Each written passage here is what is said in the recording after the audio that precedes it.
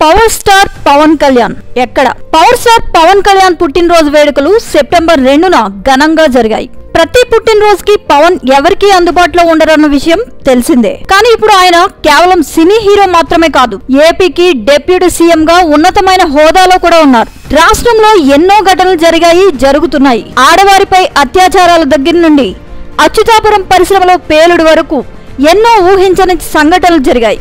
వీటికి తోడు ప్రస్తుతం ఏపీలో భారీ వర్షాలు, వరదలు అతలాకుతలం చేస్తున్నాయి. ఎన్నడూ ఊహించని రీతిలో విజయవాడ వరదల్లో పలు ప్రాంతాలు ముంపుకి గురయ్యాయి. ఈ తరుణంలో సీఎం చంద్రబాబు, లోకేష్, హోంమంత్రి వంగల్పూడి అనితతో పాటు నేతలంతా అప్రమత్తమయ్యారు. పగలు రాత్రి తేడా లేకుండా చంద్రబాబు వరద ప్రాంతాల్లో పయనిస్తూ బాధితులను పరామర్శిస్తున్నారు కూడా. సినీ తారలు కూడా స్పందించి తమకు తోచిన సహాయాన్ని విరాళాల రూపంలో అందిస్తున్నారు. మెడికల్ రిలీఫ్ క్యాంపుల్లో పాటు అత్యవసర మందుల కిట్లు పంపిణీ చేస్తున్నారు. ఇలా బాధితులకి అందుబాటులో ఉన్నారు మంత్రులు, ఎమ్మెల్యేలు, ఇతర రాజకీయ నాయకులు. రాష్ట్రంలో ఇన్ని సంఘటనలు జరుగుతుంటే డిప్యూటీ సీఎం పవన్ కళ్యాణ్ స్పందించకపోవడం శోచనీయం.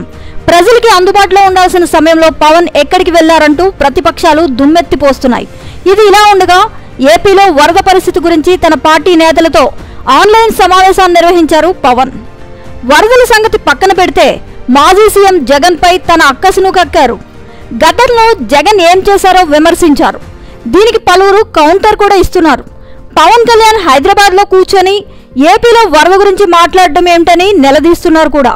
గతంలో జగన్ బాధితులను పరామర్శించలేదని వేలెత్తి చూపడం, కేవలం జగన్ పై విమర్శలు గుప్పిస్తే చాలు, తానేం చేసినా జనం పట్టించుకోరనే భ్రమలో పవన్ ఉన్నాడని పలువురు ఎద్దేవా చేస్తున్నారు. పెద్దాయన చంద్రబాబు నిద్రాహారాలు మాని జనంలో ఉంటే ఎక్కడ ఉన్నాడో తెలియకుండా పవన్ చేస్తున్న ఆరోపణలు సరైనవేనా అని వైసీపీ నేతలు నిలదీస్తున్నారు.